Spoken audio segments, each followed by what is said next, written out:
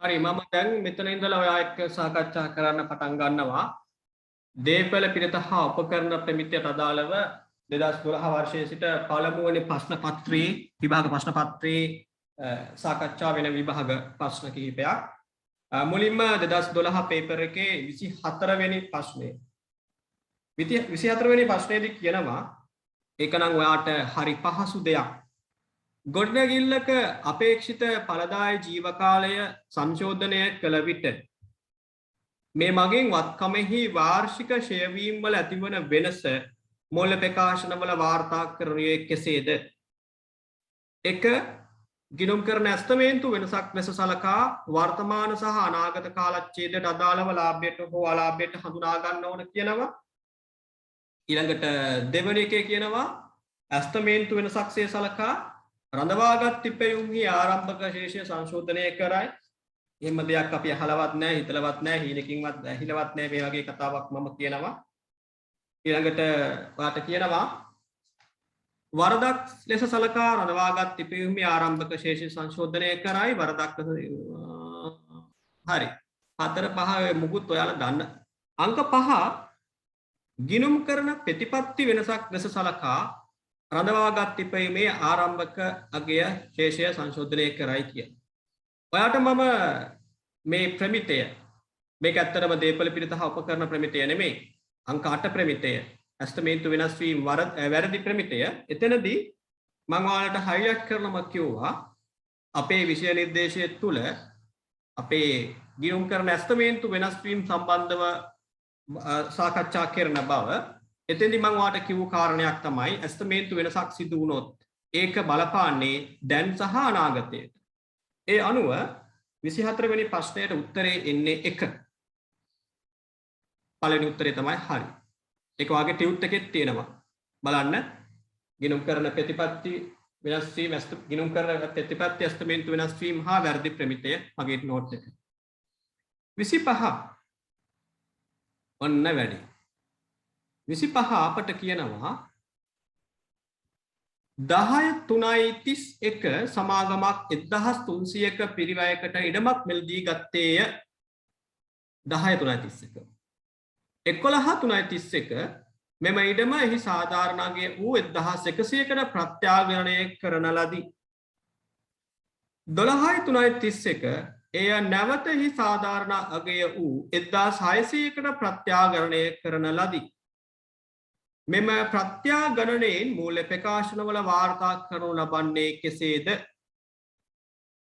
මුලින්ම අහනවා 11.3.31 මොකද වෙන්නේ? දෙවනුව අහනවා 12.3.31 මොකද වෙන්නේ කියලා. ඔයාටම ආදරේ නම් ඔයාට ගැන කැක්කුමක් තියෙනවා නම් උත්තරේ බලන්න එපා. ආන්සර් ෂීට් එක බලන්න නැතිව ඔයා උත්තරේට සූදානම් වෙන්න බලන්න, හදන්න බලන්න උත්තරේ මොකක්ද දෙන්නේ කියලා.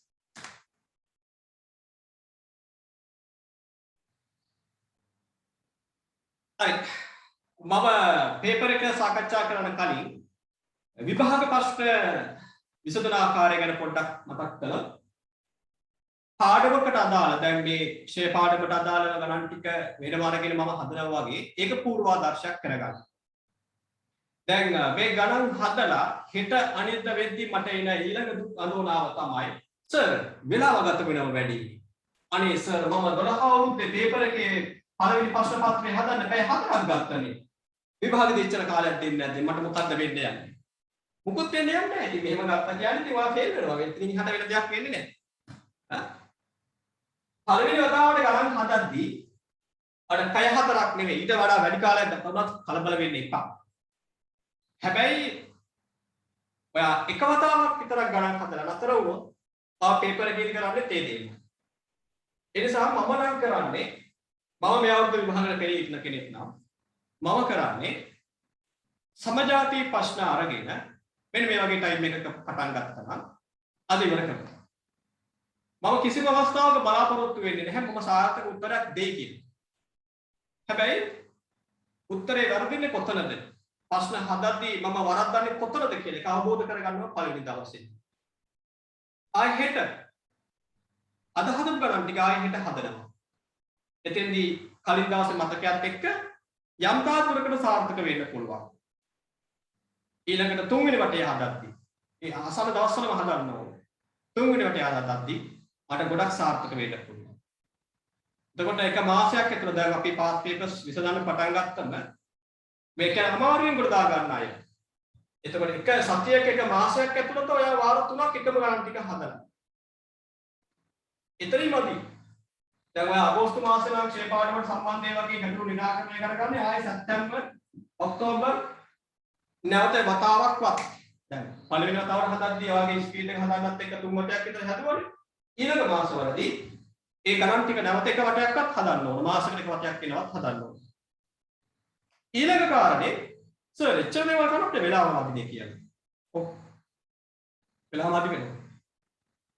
වාගේ තියෙන වෙන කාර්යබහුල ජීවන රටාවත් එක්ක කාලය වදි වෙන්න පුළුවන්. එහෙම වදි වෙන නිසානේ හැමෝම ඒකව ගන්නේ නැත්තේ. ඒක තමයි පරම සත්‍යය. ඔය කැම්පස් ගිය කවුරුවත් දැන් සමහර දිවයිනේ ප්‍රථමයේ වෙච්ච කෙනා මොකද්ද කියන්නේ Facebook එකේ එක්ක දේවල් යනවා. මම එදිනදා වැඩ ටික එදිනදා ඉවර කරගත්තා. ක්‍රීඩා වැඩවලටත් සම්බන්ධ වුණා. විශේෂ බාහිර ක්‍රියාකාරකම් වලත් යෙද වුණා. ගමේ පන්සලේ සම්බදානටත් ගියා. මරණලා සම්බන්ධයෙන් බාම්බුව තමයි. එහෙම කරන්න කොහෙද? ඒ අහුණක බොරු. විශ්වාස කරන්න මම ඉගෙන ගත්තේ විජිතාන්තරගේ සර් කිව්වා. විභාග ප්‍රශ්න මට දෙනවා අපිට දෙනවා අවුරුදු 30ක. විජිතාන්තරගේ සර් මාතර දිස්ත්‍රික්කයේ සම්බන්ධ ප්‍රධානතේ හිටපු දක්ෂ ආර්ථික විද්‍යා ගුරුවරේ සර් දෙනවා විභාග ප්‍රශ්න අවුරුදු 30ක. තුන් වතාවක් අධ්‍යයනය. දැන් ප්‍රතිඵල ආවම අපි ප්‍රතිඵල කියන්න ගියාම සර් අපිට කියනවා හරි. ඔයාලා දැන් ස්ටේජ් එකට නගවනවා. සම්බන්ධුලින් පළවෙනි දෙවෙනි එක නගවනවා. එතෙන්දී ඔයාලා කියන්න ඕන ඔයාලා පාඩම් කරපු විදිය.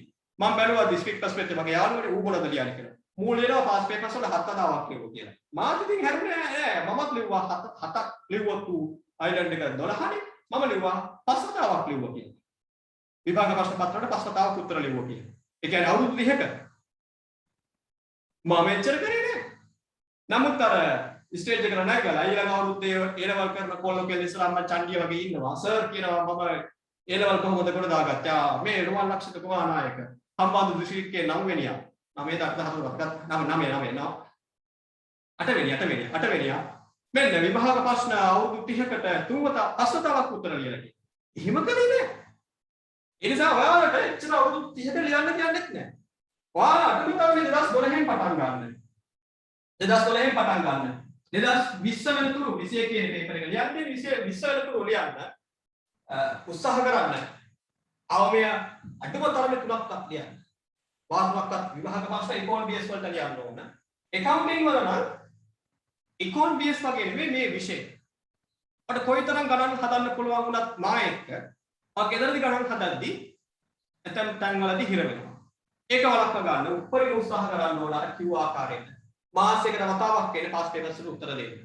හැබැයි එතෙන් තව දෙයක් තියෙනවා. ඔයා දන්න හැම වතාවකම අනිවාර්යයෙන්ම නිසකව උත්තරේ දාන්න පාඩම් තියෙනවා. ඒව ටිකක් දවසක් කියන්නත් හරි. ඒක තමයි කරලා තියෙන හොඳම දේ. ඉතින් මිනිස්සෙක්ට සාමාන්‍යයෙන් කියනවා පැය 8ක නිින්දක් අවශ්‍යයි කියලා. නිරෝගීකම පවත්වාගෙන යමින් විභාගයට පිළිහිට නාමයේට පැය 8න් පැය 3ක් කැප කරලා පැය 5ක නිින්දක් ඇති. පැය 5ක නිින්දක්, පැය 6ක නිින්දක්. බොරු කියන්න ඕන නෑ. මම නම් රැය 11 වෙනකොට නිදාගන්න. ඉඳලා හිටලා ඉතින් රැය 1 2 වෙනකන් විතර පාඩම් කරපු දවස් තියෙනවා. සමහර දවස්වල විදුවට එන්නෙම නෑනේ. හැබැයි ඒක අනිත් පැත්තෙන් දවල් දවස් නිදාගත්ත එක පහුවෙන්නේ. ඒ නිසා මම සාමාන්‍යයෙන් රැය 11 වගේ නිදා ගන්නවා. ආයෙ පාන්දර 5 දිනෙදී හැරෙනවා. නැගිටින්න නැත්නම් අනිවාර්යෙන් අම්මගේ කිංකිණාදී මාව හැරවනවා. සුබර දැසනක් පාතනා කරවි. නැගිටපාන් කියලා හරි ආදරෙන් ආමන්ත්‍රණය කරනවා. ඒ ආමන්ත්‍රණයත් එක්ක මැරලා හිටියත් නැගිටින්න සිද්ධ වෙනවා. ඉතින් ආයෙ පාඩම්. ඉතින් ජොබ් කරන අයට වෙනත් පාඨමාලා වලට දවසේදී කැප කරන අයට දිවා කාලේ පාඩම් කරන්න ලැබෙන එකක් නෑ. එහෙම වැඩ කරමින් එයාට ඒ තුනක් බලාපොරොත්තු වෙන්නත් බෑ. අසාධාරණයිනේ. ජොබ් එකකුත් කරනවා, දවල්ට වෙන වැඩකුත් කරනවා, රැයට පැය කීපයක් පාඩම් කරලා ඒ තුනක් ගත්තම අර දවසෙන් පාඩම් කරන එකට අසාධාරණයි. ඒ නිසා එයා ඒ සාමාර්ථයක් බලාපොරොත්තු වෙ වැඩ කරනවා නම් මෙන්න මේ කාලය තුල නිදා ගන්න පුරුදු වෙන්න. ඕනරක් සමහර ඉන්නවා පාන්දර 3 වෙනකම් වැඩ කරනවා. පාන්දර 3 වෙනකම් වැඩ කරනවා. අපි කියන්නේ අර මලමිණී වගේ මිනිස්සු ඇවිදිනවා කියලා. ඉන්නවා. මලමිණියක් වගේ. ඇති වැඩක් නෑ. උඩටකුත් නෑ අපිට වැඩකුත් නෑ. අන්න ඒ වගේ තමයි පාලු කරනකම් වැඩ කරන්නේ. මේ මොලේට ධාරණය වෙන්නේ වැඩ කරනවා ඒක හරි. ඔයා හුරු නිසා ඔයා වැඩ කරනවා. සමහර කියනවා පැය දෙකයි තුනයි නිදා ගන්න. මම ළමෙක් දවසක් කියනවා සර්ගේ වීඩියෝ ටික මම පහුවලා බලන්නේ මම දැන් දවසකට පැය දෙකයි තුනයි නිදා ගන්න කියලා. එයා වැඩ කරනවා. ඒ මම දන්නවා එයාට එහෙම කරා කියලා ඒක ධාරණය කරගන්න බෑ. ග්‍රහණය කරගන්න බෑ. අත්ලා මේක ඇතුළේ මේක කාවත් ගන්න ඕන. ඒකට අවශ්‍යයි නේද? සමහර ඉන්නවා තුන වෙනකන් නිදාගෙන ඉඳලා ආයෙ හරියට නැගිටිනවා. හිතනවා හරි නෝට්ස් ටික බැලුවානේ. ගණන් ටික හැදුවානේ. දැන් මට හැම දෙයක්ම මතකයි කියලා. මම නම් විශ්වාස කරන මේ වගේ අයට හැම දෙයක්ම මතක හිටින්නේ නැහැ කියන්නේ. මොලේ උන තලගෙඩියක් වගේ කුංචි දෙයක් තියෙන නිසා පිස්සු කෙලින්න එපා මේක. සිංහල කියෝති පිස්සු කෙලින්න එපා. වැඩ කරන්න. හොඳටම කාලය ප්‍රමාණවත් හොඳ රිසල්ට් එකකට සූදානම් වෙන්න. දැන් තාම ඔයාලා ප්‍රමාද නම් මේක තාම මම කියන්නේ නැහැ. දැන් සමහරව අහන්නේ එක එක ගැටලු තියෙනවා පාඩම් කරලා දෙන ප්‍රශ්න කියනවා. ඉතින් මම මේ හැමෝටම ධනාත්මක උත්තරයක් දෙන්න ඔයගේ හිතට වටන්න නෙවෙයි. ඔයාලා ප්‍රමාද නම් මම කෙලින්ම කියනවා. මම එහෙම කෙනෙක් වලට තේරෙනවා මම කියනවනේ. ආඩි මුල පාවිච්චි කරලා ඉරියන්දොත් ඔය තේරෙනවා. හරි. කිසි ඉලක්කයක් නෑ මම ඔයාලට කියනවා. අදලා කියනවා හිතක් කියනවා. ඊළඟ අවුරුද්දෙත් මම කියනවා. ආඩි මුල පාවිච්චි කරලා තාම තේරෙනවා. ඒ වගේම තමයි මම මෙතනදී කියනවා. මේ මම කිව් විදියට වැඩ කරන්න අද පටන් ගත්තොත් ඔයාලට හොඳට මැති වගේ විශේෂ නිර්දේශ සම්පූර්ණ කරන්න හොඳ ප්‍රතිඵලයකට යන්න. හොඳ ප්‍රතිඵලයක් කරේ ඒ තුනක් ගන්න හොඳට මැති. නෑ විතරක් නෙවෙයි දාන උත්තර කරන්න ඕන. පාඩම් කරන්න ඕන. අනවශ්‍ය වැඩ නතර කරලා මගේ ස්මාර්ට්ෆෝන් එක අර එක සමාජ මාධ්‍යාල හරහා ගත කරන කාලය අඩු කරලා නේ නතර කරන්න ඕන. නතර කරන්න. ඒව නතර කරලා ඔයා අධ්‍යාපනයේටම කැප වෙලා මේ කාලය ඇතුළත වැඩ ගන්න පටන් ගන්නවා නම් අද රැ ඉඳලා ඔයා අනිවාර්යෙන් ඒ තුනක් කරන්න. නිසා මම විශ්වාස කරනවා. මගේ කටින් එහෙම දෙයක් කිව්වොත් එනවා. ඉතින් හොඳම යාළුවෙක් කියලා. ඒක පොඩි නෝනේ. ප්‍රශ්නාංක 25. කියමින් හිටියේ 2010 අවුරුද්දේ 2010 අවුරුද්දේ 3.31 ඉඩමක් මිලදී ගෙන තිබෙනවා 1300කට. 1300කට. ඒකේ අගය ප්‍රත්‍යාගමනය වෙනවා 2011 3.31 දිනේදී පක්ෂේරු කරනවා 30කට 1100කට. ඒ නැවත 2012 වර්ෂයේ 3.31 ප්‍රත්‍යාගමනය කරනවා කීයකටද 1600කට. දැන් මේක මම පැහැදිලි කරන්න අවශ්‍ය නිසා ගිණුම් රූල් කරනවා. නමුත් ඔයාලට මේකේ දැක්ක ගමන් මේ කොටස දැක්ක ගමන් ඔයාලට උත්තරේ කියන්න පුළුවන් වෙනවා.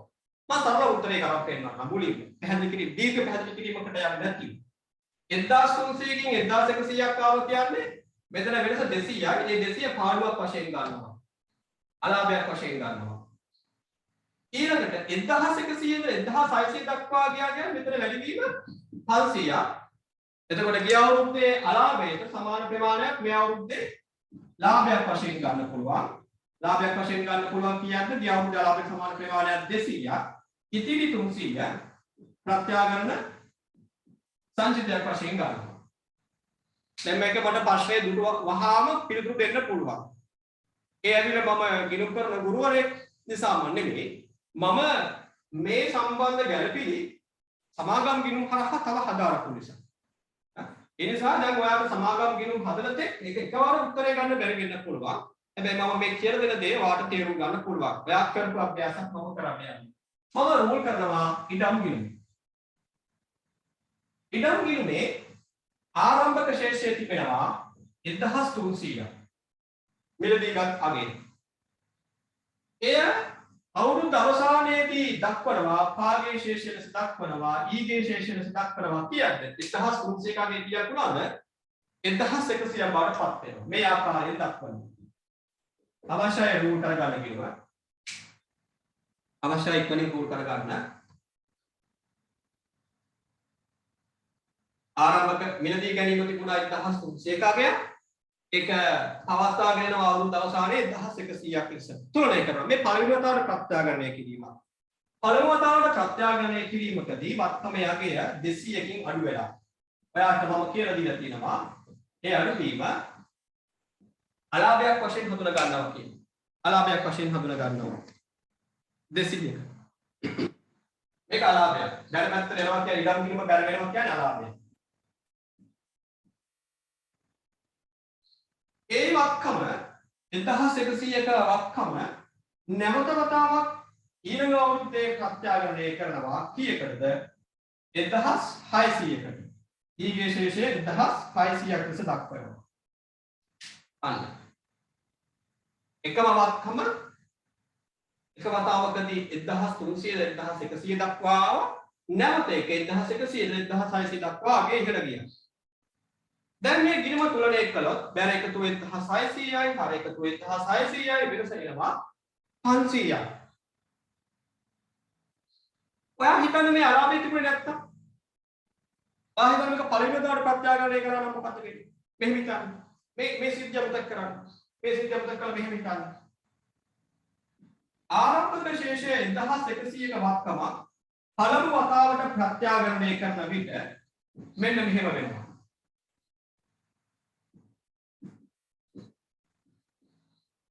ආරම්භක ශේෂය 1100කට තිබූ ඉනමා පළමු ප්‍රත්‍යාගමනය කරා 1600ක අගයක් නිරූපණය කරනවා. එතකොට මොකද වෙන්නේ? බැර එකතු 1600ක්, හර එකතු 1600ක්, වෙනස වෙනවා 500ක්. මේක අපි හඳුනා ගන්නවා ප්‍රත්‍යාගමන සංචිත ගිණුම. නේද? මුල්ම වතාවටවත් තම ප්‍රත්‍යාගමනය කරන විට අගේ ඉහළ යාම වත්කම් ගිණුමට හර වෙනවා. අදාළ සංචිත ගිණුමට බැර වෙනවා. ඒ පළමු වතාවට ප්‍රත්‍යාගමනය කරනවා. නමුත් මේ தත්ත්වය නෙමෙයි අපිට දැන් තිබෙන්නේ. පළමු වතාවට ප්‍රත්‍යාගමනය කිරීමෙන් පෙර වර්ෂයක කූඩතාවයක් අලාභයක් හඳුනාගත්තා. ඒ වක්කම නැවත ප්‍රත්‍යාගමනය කිරීමෙන් අගේ වැඩි වෙනවා. එතනදී අපිට ප්‍රමිතිය කියනවා. මොකද කියන්නේ? පසුගිය වර්ෂයේ අලාභයට සමාන ප්‍රමාණයක් මේ අවුරුද්දේ ලාභයක් ලෙස හඳුනා ගන්න පුළුවන් කියලා. ඒ අනුව ගිය අවුරුද්දේ අලාභය 200 සමාන ප්‍රමාණයක් මේ අවුරුද්දේ ලාභ කිව්ව. ලාභ කිව්ව කියන්නේ ආදායම් ප්‍රකාශනය. පරණ පුරුද්දට ගියා. ආදායම් ප්‍රකාශනය මේ අවුරුද්දේ ආදායම් ප්‍රකාශනයට මාරු කරනවා. හැබැයි ගිය අවුරුද්දේ පාඩුවට සමාන ප්‍රමාණයක් පමණයි. ගිය අවුරුද්දේ පාඩුව 200යි. ඒක සමාන ප්‍රමාණයක් පමණයි. ඉතිරි ප්‍රමාණය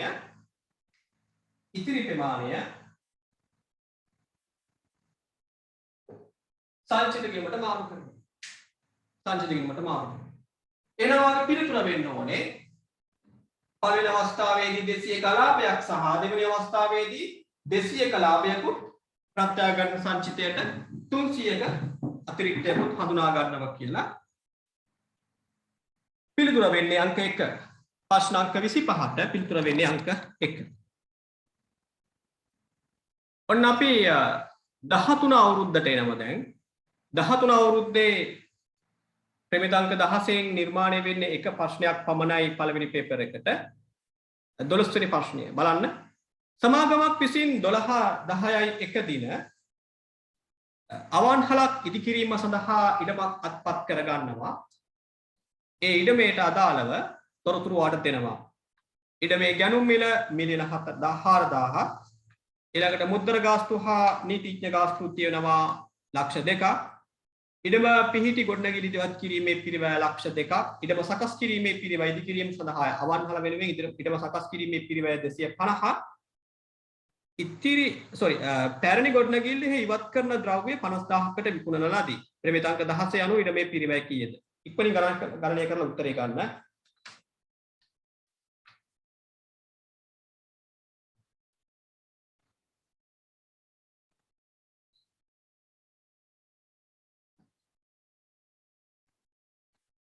හරි. මම 13 අවුරුද්දේ ඉඩමේ පිරිවැය ගණනය කරන ප්‍රශ්න අංක 12කට අදාළව ගැනුම් මිල එකතු වෙනවා ඉඩමේ වටිනාකමට 4,000ක්. ගැනුම් මිල 4,000ක්. මුද්දර හා නීති ගාස්තු. ඒ කියන්නේ ඔප්පුව ලියාපදිංචි කරද්දී මේ විදිහට දරන්න ඕනේ. එහෙම නැත්නම් ඉඩම අත්පත් කරගන්න බෑ. එහෙනම් ඒක ඉඩමේ පිරිවැය 200ක්. පැරණි ගොඩනැගිලි ඉවත් කිරීමේ පිරිවැය. දැන් අපිට අවශ්‍ය වෙන්නේ ඉඩම අපේ අවන්හල ඉදි කරන්න. ඒ වෙනුවෙන් අපි තියෙන ගොඩනැගිලි ඉවත් කරන්න ඕන. ඒ සඳහා අපි කියනවා අපේක්ෂිත භාවිතය ගන්නත් එක්ක කරපු වියදමක් වශයෙන් 200 එකතු කරනවා. ඊළඟට ඉදිකිරීම සඳහා ඊටම සකස් කිරීමේ පිළිවෙය සංවර්ධන පිළිවෙය ඒකත් එකතු කරනවා නැත්නම් වත්කම් ඉදිකිරීම වෙනුවෙන් ඊටම සංවර්ධනය නොකර ඊටම අදාළ කාර්ය කරගන්න බෑ. එහෙනම් ඒක වත්කමේ පිළිවෙයක් වෙනවා. වාර්ෂික නඩත්තු පිළිවෙය. ඒක එදිනදා හැම අවුරුද්දකම සිදු කරන වියදමක්. ඒක ඊට මේ වටිනාකමට එකතු වෙන්නේ නැහැ. ඒක මෙහෙයුම් වියදමක් කියලා කියනවා. පැරණි ගොඩනැගිල්ල ඉවත් කිරීම හරහා ඉතිරි වූ ද්‍රව්‍ය විපුලන 50000ක් ලබා ගන්න පුළුවන් වුණා. ඒක පිරිවැයෙන් අඩුවීමක්. ඔයාලට මුදල් ලැබෙනවා. එතකොට ඔයාලගේ වියදම අඩු වෙනවා. ඒ අනුව මුළු පිරිවැයම කියද්ද 4600. හරි. ඒ අපි ප්‍රශ්න අංක 12 සාකච්ඡා කළේ 13 පේපර් එකට අදාළව. හරි. අපි දැන් කතා කරනවා 14 අවුරුද්දේ ප්‍රශ්න අංක 12. එකතු කිරීමේ අගය මත බදු සඳහා ලියාපදිංචි සමාගමක්. අන්න ළමයි වැට් සඳහා ලියාපදිංචි සමාගමක්. එතෙන්දී මේ ආයතනයේ ගෙවන වැට් එක ආයතනයේ වියදමක් වෙන්නේ නැහැ. ලියාපදිංචි සමාගමක් මිලදී ගත්ත යන්ත්‍රයක් දෙනවා. යන්ත්‍රයේ ලයිස්තුගත මිල ලක්ෂ 8ක්. ඒ කියන්නේ අලෙවිකරුගේ මිල. හැබැයි ඒ වෙනුවෙන් ගෙවන්න සිදු වෙනවා මිලට අමතරව බදු වශයෙන් 86400ක්. ඒ කියන්නේ ලක්ෂ 8 ඇතුලේ ඔය 86400 නේ. ලයිස්තුගත මිල කියන්නේ විකුණුම් කරුගේ අය කරන ගාන. ඒ කියන්නේ වැට් රහිත මිල. ප්‍රවාහන පිරිවැය ඒක වත්කමට එකතු වෙනවා. වැඩිවීම සකස් කිරීමේ පිරිවැය ඒක වත්කමට එකතු වෙනවා. මූලික සවි කිරීමේ පිරිවැය වත්කමට එකතු වෙනවා. මූලික පරීක්ෂණයේ පිරිවැය වත්කමට එකතු වෙනවා. හැබැයි පහලින් කියනවා අත්පත් කරගන්න අවස්ථාවේ 10ක වෙළඳ වට්ටමක් ලැබුණි. ළමයි වට්ටම් ලැබෙන්නේ ලකුණු කළ මිලට. එහෙනම් වාගේ වියදමෙන් ලක්ෂ 8න් 10ක් වට්ටම වෙනස අඩු වෙන්න ඕන. ඒ වගේම අපිට කියනවා මූලික පරීක්ෂණයේදී නිෂ්පාදනය කරන ලද ඒකක 100ක් ඒකකයක් රුපියල් 300 බැගින් විකුණන ලදී. ඒ හරහා ඇතිවන ආදායම මේ වත්කමේ පිරිවැයෙන් අපට අඩු කරන්න ප්‍රමිතිය ඉඩ දෙනවා. ඒ අනුව අපට වියදම එනවා වත්කමේ පිරිවැය එනවා 830. ඒ කියන්නේ ලක්ෂ 8 තියෙනවා. ලක්ෂ 8න් වෙළඳ වට්ටම 10ක් ගලපන්න. ලක්ෂ 8න් 10ක් කියන්නේ 80000ක් අඩු කළා මෙතනින් එනවා 720ක්. 720ට එකතු කරන්න ප්‍රවාහන පිරිවැය 30. තව එකතු කරන්න වැඩිවීම සකස් කිරීමේ පිරිවැය 20. ඊළඟට එකතු කරන්න සවි කිරීමේ පිරිවැය 40. ඊළඟට එකතු වෙනවා මූලික පරීක්ෂණ වියදම 50. යනවා පිරිවැය එනවා එතනින් 860ක්. නමුත් ළමයි මේ මූලික පරීක්ෂණය යන්ත්‍රය මූලික පරීක්ෂණයට යොදා ගන්නවා කියන්නේ භාණ්ඩයක් නිපදවනවා කියන එකනේ. මේ පරීක්ෂණ පිරිවැය දරන අතරේ නිෂ්පාදනය කරපු භාණ්ඩ ඒකක තිබෙනවා 100ක්. ඒ ඒකක 100 එකක් 300 බැගින් වෙළඳපොලේ විකුණනවා. ඒක වත්කමේ පිරිවැයේ අඩුවීමක් ලෙස සලකනවා. ඒ අනුව 100 වැඩි කිරීම 30 කියන්නේ 30000ක්. අර 860න් 30ක් අඩු කළාම වත්කමේ පිරිවැය වශයෙන් ගිණුම් කරන ප්‍රමිතාංක 16ට අනුව උත්තරේ එන්නේ අංක 1. 8,30,000. ඒක තමයි උත්තරේ වෙන්නේ. හරි. යන්න ඊළඟට ප්‍රශ්න අංක 14ට. ඒක නම් ටිකක් වැඩ කරන්න ඕන ගණනක්. පහත තොරතුරු ආයතනයක් සතු මෝටර් රථ හා බැඳේ 13.41 මෝටර් රථයේ පිරිවැය ලක්ෂ 4ක් එදිනට සමුචිත ශ්‍රේය 750 13.10 මෝටර් රථයක් විකිණීමෙන් ලද මුදල තියෙනවා 1000. ඒකේ අපිට වරහන් ඇතුලේ කියනවා 11.41 දින 1500කට මිලදී ගත්ත වත්කමක් තමයි මේ විකුණන්නේ බා. ආයෙ 2014 මෝටර් රථයක් මිලදී ගන්නවා මිලියන 5කට. මේ හැම රථයක්ම 10ක් ක්ෂය කරනවා. මිලදී ගත්ත භාවිතයට ගත්තා කියලා කියනවා. අපෙන් ඉල්ලනවා මේ වාර්ෂික ක්ෂය සහ වත්කම් විකිණීමෙන් ඇති වූ අලාභය කීයද කියලා අපෙන් ඉල්ලනවා. හරි. තනියම විසඳන්න උත්සාහ කරන්න. පොඩි වෙලාවක් දෙන්නම් තනියම හදන්න මේ ගණන. හරි. මම දැන් බෝඩ් එකට ගත්ත ප්‍රශ්න අංක 14 සමරිය. ඔයාලට වාර්ෂික ශ්‍රේ ගණනය කරද්දි මම කාල රේඛාවක් පුල් කරලා කියලා දුන්නා ඒක කොහොමද ගණනය කරන්නේ කියලා. ඒකම තමයි මම මේ කරලා තියෙන්නේ. බලන්න ආරම්භක පිරිවැය 4000ක්. ඊළඟට කියනවා සමුච්චිත ශ්‍රේය. කට ඕන නෑ වගේ නේද? 13 10යි එක වක්කමක් විකුණනවා. පරණ මෝටරයට විකුණානේ 13 10යි එක. ඒක විකිණීමෙන් ලැබෙන මුදලට වඩා ශේකරණය කරද්දී ඕන වක්කමේ පිරිවැය. අපිට වරහන් ඇතුලේ කිව්වා පිරිවැය 1500ක් නවා. ඊළඟට 14 වරුත් 1.1 නව රතයක් ගන්නවා 5000ක. මම මුලින්ම ගණනය කරනවා වාර්ෂික ෂෙයර්. එයාට මම කියලා දීලා තිබෙනවා ආරම්භක අගේ අවුරුද්ද තුල ඉවත් කරන වත්කම් අඩු කළාම වර්ෂයක් පුරා පාවිච්චි කළ වත්කම් ලැබෙනවා බව. ආරම්භයේ තිබූ වත්කම් වලින් 1500ක වත්කමක් විකුණන්නේ 10යි එක.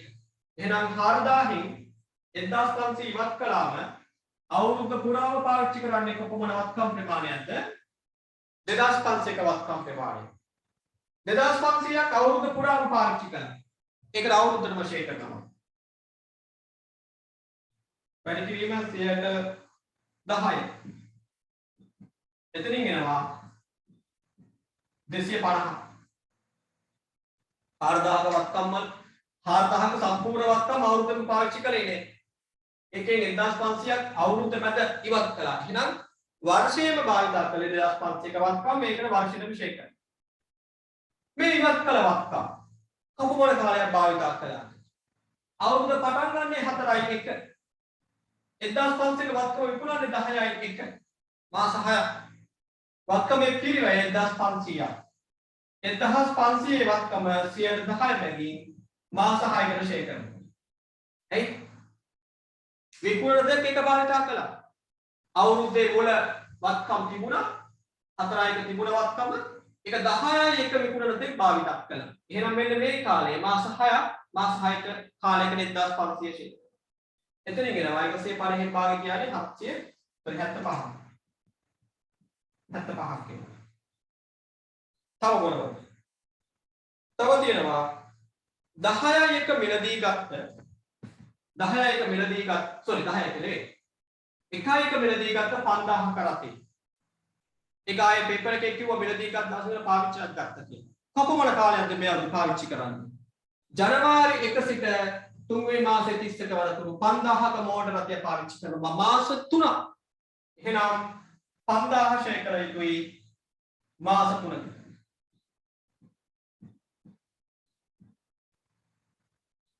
අවුරුද්දකට නම් 500යි 500න් 4 එකක් කියන්නේ 125ක්.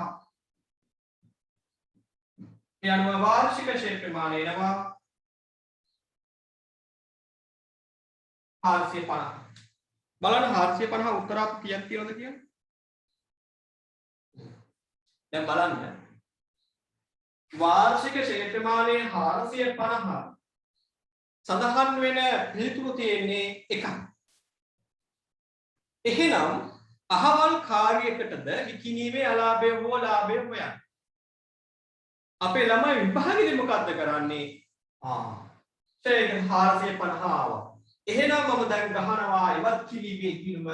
ඉවත් කිරීමේ ගිණුමෙන් මම හොයනවා විකිණීමේ ලාභය හෝ අලාභය. ඒ විතරක් නෙවෙයි අපේ කට්ටියට පුරුදු වෙලා දෙනවා සමුච්චිත ෂෙයා ගිණුමත් හදන්න. ඒ සමුච්චිත ෂෙයා දීලා තියෙනවනේ. ඒ නිසා සමුච්චිත ෂෙයා ගිණුමත් ෆූල් කරනවා කඩ වැඩ කරන්නේ. ඒකක්වත් ඕනේ. මට අවශ්‍ය උත්තරේ මේක තහවුරු වෙයි. මට අවශ්‍ය උත්තරේ 450 ෂෙයා හරහා ආවා. එහෙනම් ඔය බය නැතුව චන්ටියාගේ උත්තරේ දෙනවා අංක 3 කියලා. ඉවත් කිරීමේ ගිණුමක් පුහුණු කරන්න අවශ්‍ය නැහැ. හැබැයි මම පාඩම පැහැදිලි කරන්න ඕන නිසා ඒක රෝල් කරලා දෙන්න. මෙතනින් වාඩි උත්තරේ ඉවරයි. පේපර් එක කරද්දී වෙලාව මදි වුණා කියන්නේ ඇයි? ඒ උන්දලා ඉවත් කිරීමේ ගිණුමක් පුහුණු කළා. මෝඩ රත ගිණුමක් පුහුණු කළා. සමුච්චිත ෂෙයා ගිණුමක් පුහුණු කළා. වැඩක් නැති වැඩ. අනවශ්‍ය වැඩ. ඒව කරන මෙතන වෙලකම් ඉදිරි කරනවා. පේපර් එක අමාරුයි. වෙලාව මදි වුණානේ. අපි හදපු ගණන් ටික නම් ටිකයි හදා ගන්න පුළුවන්. මේ ප්‍රශ්න 20ක් විතර ටට්ටු ටික ගහලා ආවා. ටට්ටු ටික. හරි. ඉවත් කිරීමේ පාඩුව හෝ ලාභය. පාඩුව හෝ ලාභය වෙනවා. වත්කමක් එකනේ දහන්නේ. ඔව්. වත්කමක් ඉවත් කරනවා 1500ක. දැන් මේ වැඩි වැඩක් කියලා දෙන්නේ. ඒ කියන්නේ වාගේ දළුමට කියලා දෙනවා උත්තරේට නෙවෙයි. වත්කමක් විකුණද්දී වත්කම් ගිණුම බැර වෙනවා. ඉවත් කිරීමේ කිරීම හර වෙනවා. කීයක්ද? 1500. whatever. ඒ වත්කම විකුණලා ලැබෙනවා කීයක්ද? 1000. මුදල් ලැබුණම මුදල් හර ඉවත් කිරීම බෑ. විකිණීමේ ලැබෙන මුදල 1000. ඊළඟට මේ වත්කමේ සමුච්චිත ෂය ගණනය කරන්න ඕනේ. 1500ක වත්කමේ සමුච්චිත ෂය ගණනය කළ යුතුයි. මේ වත්කම අපි විරදීගෙන තිබුණේ 11 අවුරුද්දේ 4.1. 2011 අවුරුද්දේ 4.1 මිලදී ගත්තා. 2013 අවුරුද්දේ 10.1 විකුණනවා. කොපමණ කාලයක්ද බලන්න. 11.4.1 ඉඳලා 12.3.31ට අවුරුද්දයි 12.4.1 ඉඳලා 13.3.31ට තව අවුරුද්දක් 13.4.1 ඉඳලා 13.10.1ට මාස 6ක්. එතකොට මේ වත්කම අපි පාවිච්චි කරලා තියෙනවා අවුරුදු දෙකකුත් මාස 6ක්. 11.4.1 ඉඳලා 13.10.1 ගලුවම අවුරුදු දෙකකුත් මාස 6ක් මේ වත්කම පාවිච්චි කරලා තියෙනවා. වත්කමේ පිරිවැය 1500ක්. වාර්ෂික ෂය අනුපාතය 10%ක්. අවුරුදු දෙකකුත් මාස 6කට ෂය ගණනය කළ යුතුයි. ඒ අනුව අපේ සමුච්චිත ෂය ප්‍රමාණය එනවා අවුරුද්දකට 150 150 දෙකක් 300යි 300යි භාගයේ 75යි 375ක් ෂය එනවා සමුච්චිත ෂය මේ වත්කමට අදාළව. ඒක පොත්වලින් ඉවත් කරන්න ඕනේ. එතකොට සමුච්චිත ෂය කිරීම හර වෙනවා. සමුච්චිත ෂය කිරීම හර වෙනවා. ඉවත් කිරීමේ කිරීම බැර වෙනවා. 375. ඒ අනුව බලන්න 1500ක හර එකතුව තිබෙනවා 1500ක බැර එකතුව ලියුවා ආදායම් ප්‍රකාශනයට 125ක් මාරු වෙනවා ආදායම් ප්‍රකාශනයට 125ක් මාරු වෙනවා කියන්නේ බැර පැත්තෙන් ඒක අලාභය යනවා ඉවත් කිරීමේ අලාභය 125ක් ලෙස අපට සඳහන් කරන්න පුළුවන් හරි ඒකේ ගැටලු තියෙනවා නම් අහන්න පොඩි වෙලාවකට මම ක්ලාස් එක නතර කරා. හරි මම දැන් ඉන්නේ ප්‍රශ්න අංක 10 විභාග වර්ෂය 2015 අවුරුද්දේ ප්‍රශ්න අංක 11 කියනවා. ප්‍රමිත අංක 16ට අනුව කුමන ප්‍රකාශය හෝ ප්‍රකාශන නිවැරදිද කියලා. දේපල පිරිත හා උපකරණ නිර්වචනය කරද්දී අපි කියනවා ඒවා ස්පෘශ්‍ය විය යුතු බව. භෞතික පැවැත්මක් තිබිය යුතු බව. එහෙනම් පළවෙනි එක නිවැරදි. ඒවා භාණ්ඩ නිෂ්පාදනය කිරීමට හෝ සේවා සැපීමට හෝ පරිපාලන කාර්යයක් සඳහා භාවිත කිරීමට පවත්වා ගැනීම නිවැරදි.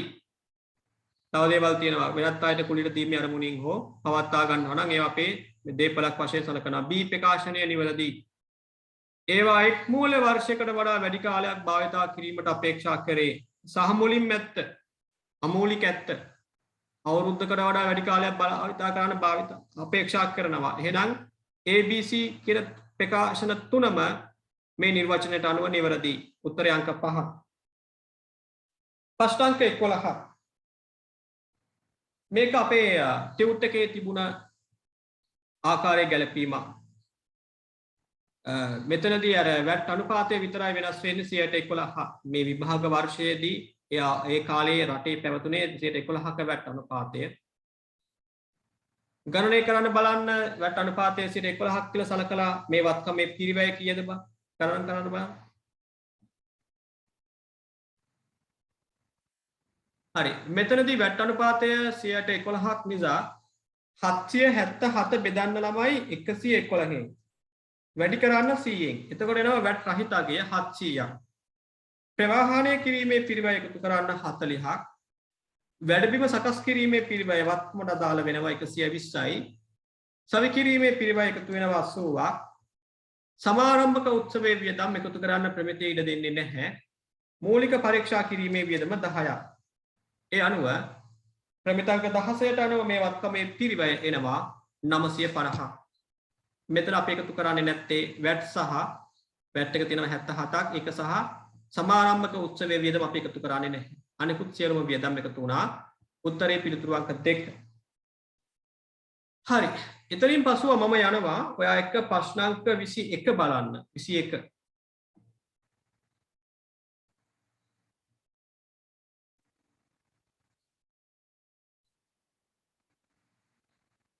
ඔන්න පහද තොරතුරු සමාගමක් සතු යන්ත්‍රයක් හා බැඳේ පිරිවැය 6000 සමුච්චිත ෂය දිනට 2400ක් අපේක්ෂිත සුම්බුන්නගය 400ක් ඵලදායී ජීව කාලය වසර 14ක් යන්ත්‍රයේ විශාල ප්‍රමාණයේ වැඩි දියුණු කිරීමක් සඳහා 14/4 දින ඒ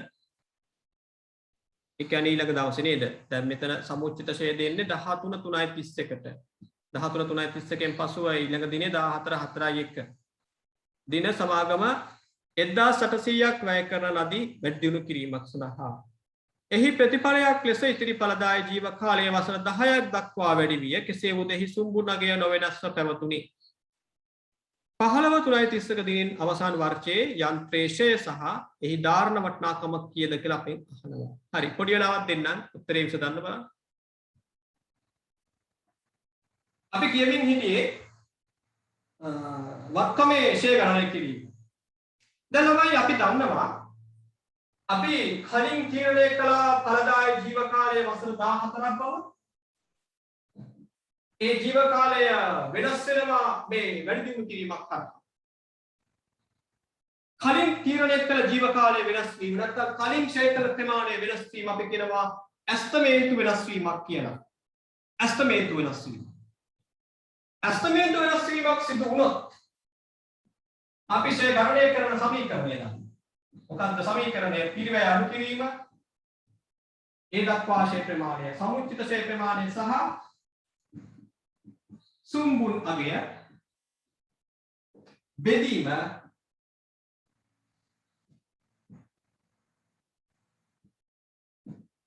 ඵලදායී ජීව කාලය ඔන්න සමීකරණය ඇස්තමේන්තු වෙනසකින් පසු ෂය ගණනය දැන් ඔයාලට ගැටලුවක් එන්න පුළුවන් වත්තමේ පිරිවැය කීයද කලින් පැවති පිරිවැය 6000 ඒ කලින් පැවති පිරිවැය 6000 ඒ වක්කම විශාල පරිමාණයේ වැඩි දියුණු කිරීමක් කරනවා කීයක් වේදම් කරනද 1800ක් වේදම් කරනවා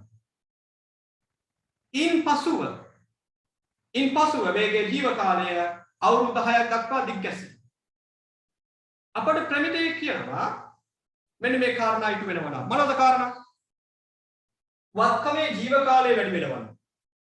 වක්කමේ කාර්යක්ෂමතාවය වැඩි වෙනවා. කාර්යක්ෂමතාවය කිව්වම අර කලින්ට වඩා නිම කරන්න පුළුවන් ඒක ප්‍රමාණය වැඩි වීම කාර්යක්ෂමතාවය. එහෙම නැත්නම් කලින්ට වඩා වියදම් අඩු වුණා නම් වක්කම නඩත්තු කරන එක කාර්යක්ෂමතාවයට සලකනවා. සහ වක්කමේ ප්‍රමාණය එක නම් ගොඩනැගිල්ලට අදාළ වෙනවා. පරිමාණ කලින් තිබුණා වත් ගොඩනැගිල්ලක වර්ග ප්‍රමාණය 2000 අලුත් වැඩි කිරීමක් නැත්නම් නව ඉදි කිරීමක් කරා වර්ග ප්‍රමාණය වැඩි වෙනවා විශාල වෙනවා එවැනි ආකාරයේ නවීකරණයක් කළා ඒ වක්කමේ අගයෙන් අපි කියනවා ප්‍රාග්ධනිත කරනවා කියන්නේ මොකද්ද කියන්නේ වියදම් ප්‍රාග්ධනිත කරනවා කියලා තමයි ගිණුම් කරන ප්‍රමිතවල සඳහන් කරන වචනේ ප්‍රාග්ධනිත කරනවා කියන්නේ තේරෙන සිංහලෙන් කිව්වොත් වක්කමේ අගයට එකතු වෙනවා ඒ අනුව වක්කමේ අලුත් පිරිවැය වෙන්නේ 6000 කියන ගන්න වෙන්නේ 7800 ඊළඟට ඇස්තමේන්තු වෙනස වීම දක්වා අපි සමුච්චිත ෂය වක්කමේ පිරිවෙන් අඩු කරනවා ෂය කළ හැකියාගේ ගණනය කරන්නේ. සමුච්චිත ෂය ගණනය කරන්න ඕනේ. කොහොමද වෙන්නේ? දැන් ඒක අපේ පේපර් එකේ දෙනවනේ. අපිට සමුච්චිත ෂය දෙනවා මෙන්න මෙහෙම. 14 අවුරුද්දේ 3.31 දිනට සමුච්චිත ෂය දෙනවා 2400ක්. මේ අලුත් වැඩි කිරීමක් කරන්නේ කවදද 14 අවුරුද්දේ 4.1 එහෙනම් අමුතුවෙන් සමුච්චිත ෂය ගණනය කරන්න අවශ්‍යතාවයක් නැහැ 3.31 තිබු වගේ තමයි 4.1 සමුච්චිත ෂය වෙන්නේ ඒ අනුව අපිට ඒක ගණනය කරන්න අවශ්‍ය නැහැ දීලා තිබුණා උත්තරේ කියද්ද සමුච්චිත ෂය 400 2400 සමුච්චිත ෂය 2400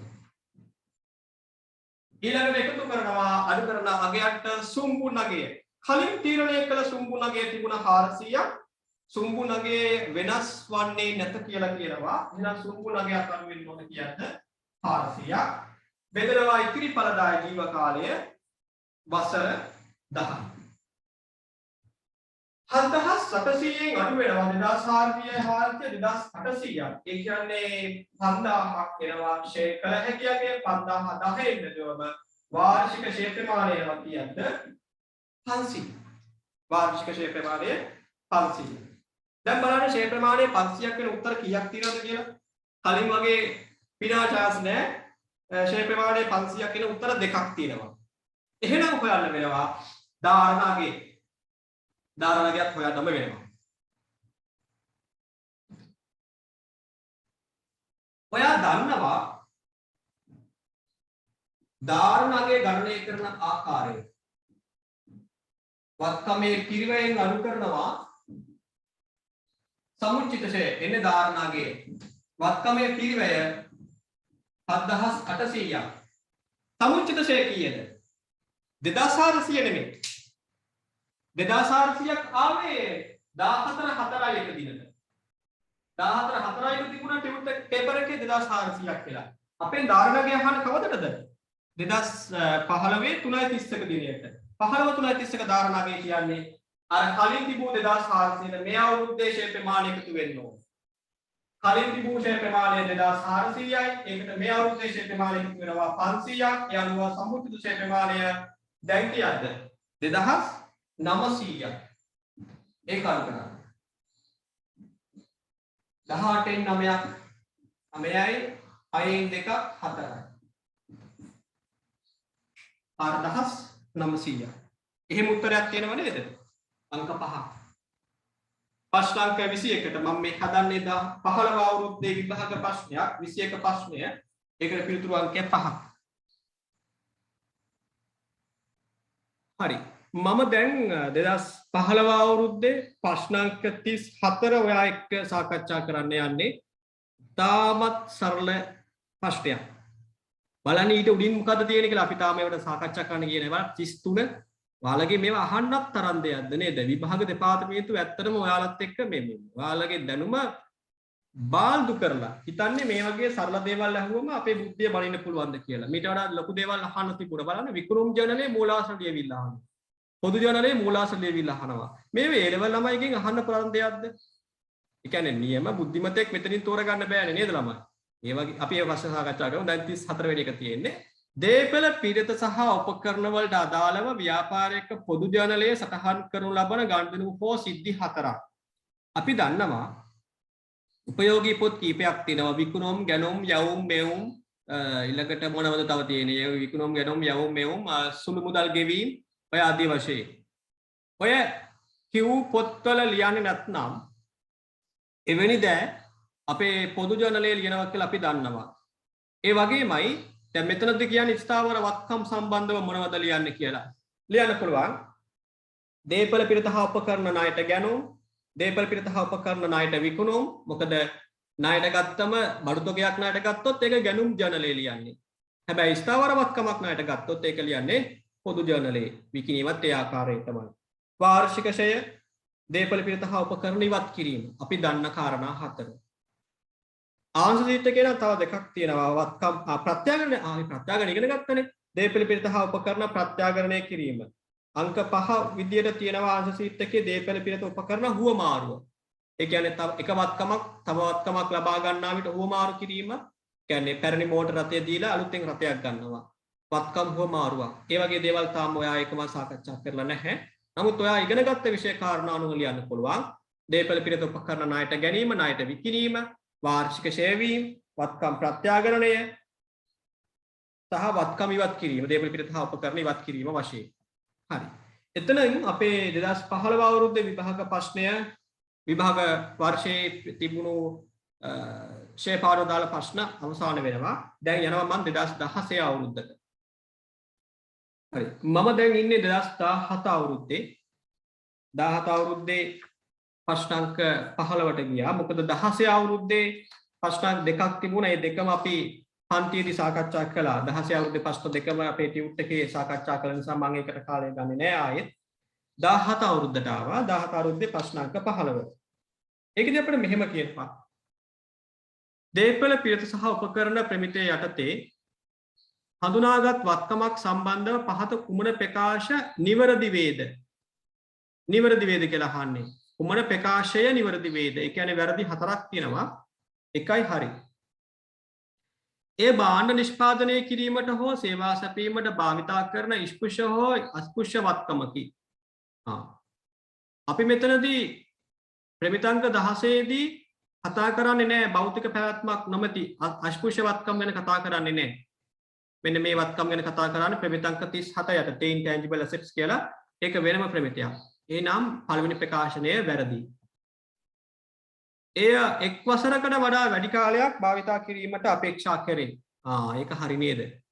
වත්කමක් නම් අපි කියනවා අපේක්ෂා කරන කාල සීමාව වර්ෂයකට වඩා වැඩි කියලා. එතනින් එහාට අපිට කතා කරන්න දෙයක් නැහැ. ප්‍රශ්න අංක 15ට උත්තරේ 2.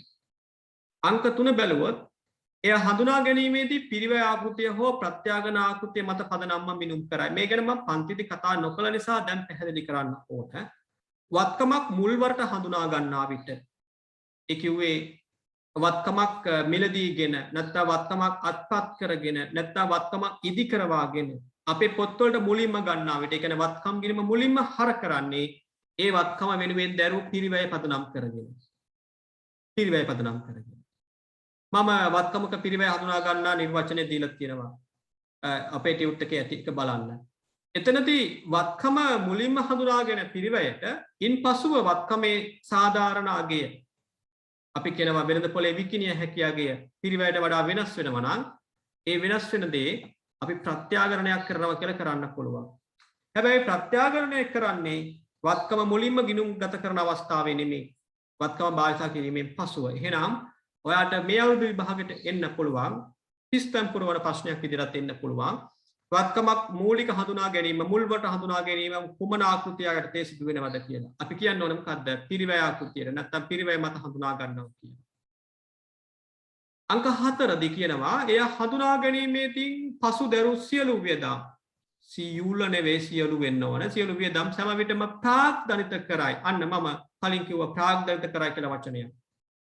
මේක කියන්නේ වත්කම හඳුනාගත් අයින් පසු වත්කම වෙනුවෙන් දරන හැම වියදමක්ම වත්කම යගයට එකතු කරන බව. ඒක වැරදි. අපි කියනවා පුනරාවර්තන වියදම්. එහෙම නැත්නම් අයපාර වියදම්.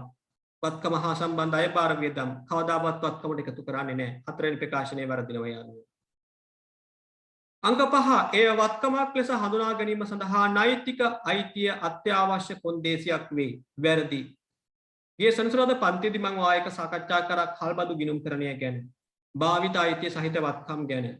එතනදී මම කිව්වා ආර්ථික යථානුරූපී භාවය කියලා සංකල්පයක් අපිට තියෙනවා බව.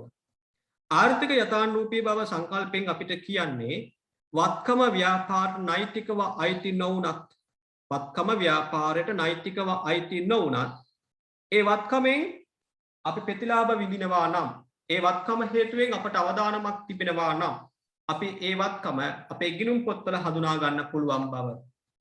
ඒකනේ කල්බදු ක්‍රමයට ගත්ත වත්කමත් අපේ දීපලක් වශයෙන් හඳුනාගන්නේ.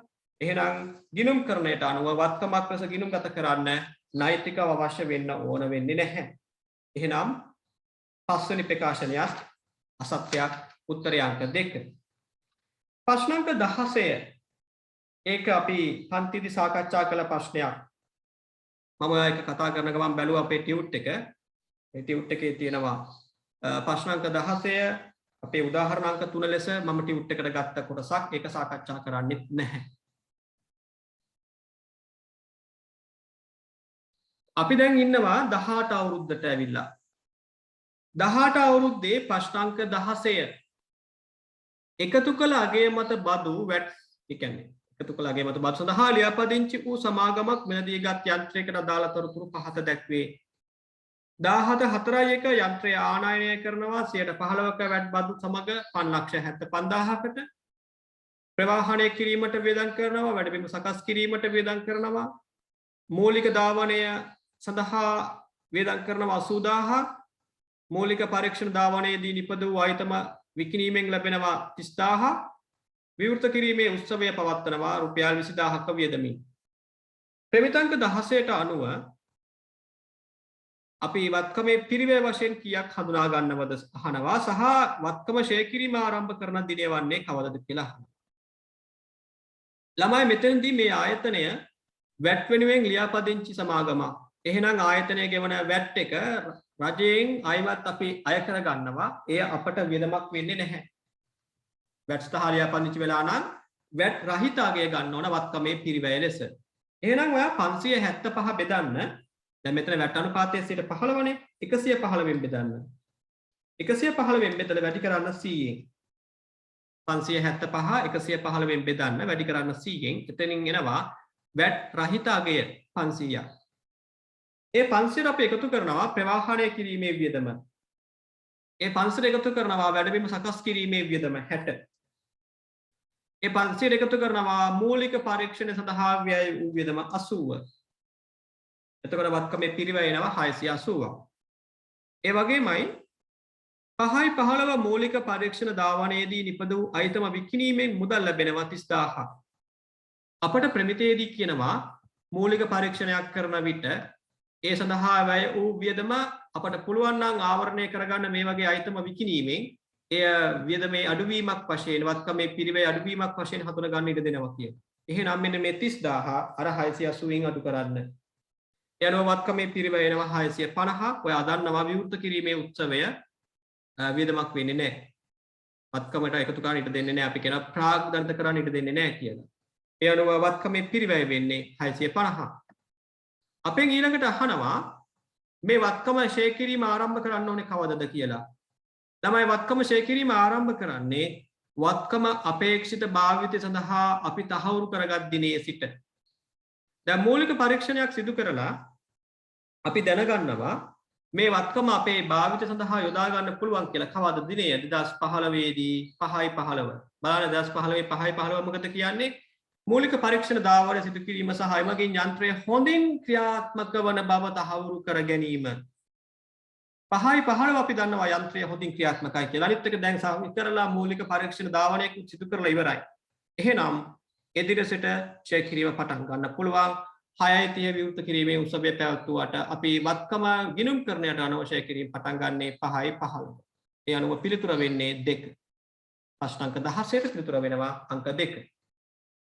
ඒ අපි 18 අවුරුද්දේ 16 වෙනි ගණන කතා කරේ. දැන් යනවා 18 අවුරුද්දේ 18 වෙනි ප්‍රශ්නය බලන්න.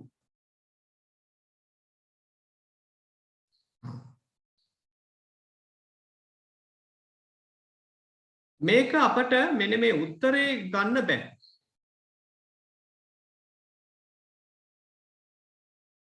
මම එහෙම කරන්න.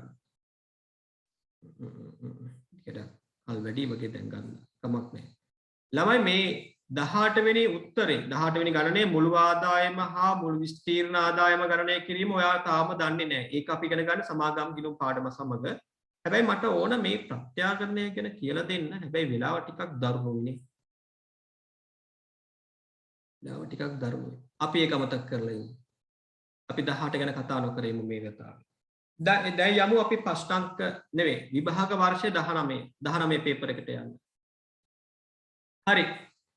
දැන් මම ඉන්නේ 2019 අවුරුද්දේ 2019 අවුරුද්දේ ප්‍රශ්නාංක 19 ඔයාට පේනවා. එතන අපිට කියනවා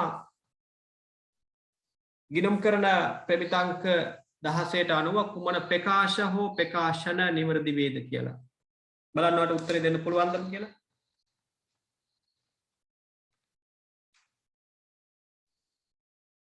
එතනදී පළවෙනි එක කියනවා ක්ෂය වීම යනු වත්කමක ක්ෂය කළ හැකි වටිනාකමෙහි ඵලදායී ජීව කාලය රෙකෝඩින් දැම්මේ නෑනේ. දාලා තියෙනවා. ක්ෂය වීම යනු වත්කමක ක්ෂය කළ හැකි වටිනාකමෙහි ඵලදායී ජීව කාලය පුරා ක්‍රමානුකූලව බෙදා හැරීමයි. හරි. දැන් ගැටලුව වෙන්නේ මේක නෙමෙයි. දැන් ඔයාගේ අවුරුද්දේ විභාගයට එන්න පුළුවන් ක්ෂය වීම යනු වත්කමක ක්ෂය කළ හැකි අගයට වෙනුවට මෙන්න මෙහෙම ආවොත්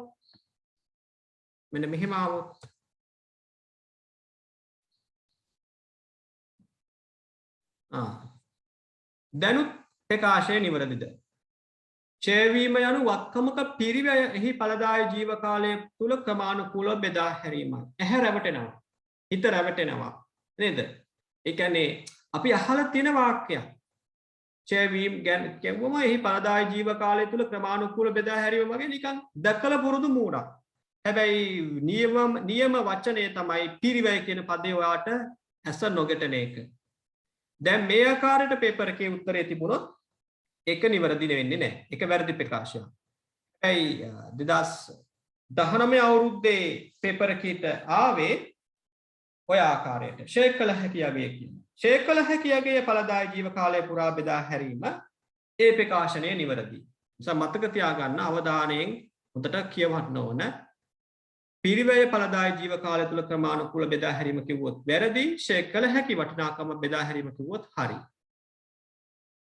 දෙවනේ B ප්‍රකාශනය ෂේ කළ හැකි වටිනාකම යනු වත්කමක පිරිවැය හෝ පිරිවැය සඳහා ආදේශ කළ හැකි වෙනත් අගයකින් සුම්බුන් අගය අඩු කළ විට ලැබෙන වටිනාකමයි. අමූලික ඇත්ත. අමූලික ඇත්ත. පිරිවැයෙන් සුම්බුන් අගය අඩු කළාම ෂේ කළ හැකි අගය එනවා. C ප්‍රකාශනය ඵලදායි ජීව කාලය යනු ආයතනයක් විසින් වත්කමක් භාවිත කිරීම සඳහා පවතී යයි අපේක්ෂා කරන කාල සීමාවයි. අහලා තියෙනව නේද වත්කමක් පාවිච්චි කරන්න බලාපොරොත්තු වෙන කාල සීමාව ඵලදායි ජීව කාලය. එහෙනම් අපේ ප්‍රශ්න අංක 19 ඔය කියන ප්‍රකාශන තුනම නිවැරදි. පිළිතුර වෙන්නේ අංක 5. හරි. 19ට උත්තරේ වෙන්නේ ABC සියල්ලම නිවැරදි. 5 වෙනි පිළිතුර. ප්‍රශ්න අංක 20. තනියම විසඳන්න පොඩි වෙලාවක් දෙන්න. පේපර් එකේ උත්තරේ බලන්න එපා. ළමයි අපි දන්නවා වත්කමක පිරිවැය ගණනය කරද්දී කොටස් තුනක් තිබෙනවා. එක ගැනුම් මිල. මෙතනදී නෙතු සමාගම මිලදී ගන්නා ගැනුම් මිල ගෙවීමට අදාළ වෙන ගැනුම් මිල 2000. ඒක එකතු කරන්න. ඒ 2000ට එකතු වෙනවා වත්කම භාවිතා කිරීමට අදාළ වන්නා වූ අනෙකුත් ඍජු වියදම්. මොනවද? වැඩබිම සකස් නොකර වත්කම පාවිච්චි කරන්න බෑනේ. එහෙනම් මේ 160 එකතු වෙන්න ඕන. යන්ත්‍රයට විදුලි සැපයීම සම්බන්ධ කිරීමේ ගාස්තු. විදුලිය නැතිව යන්ත්‍රය ධාවනය වෙන්නේ නැහැ නේ මේක අපේ. ඇයි?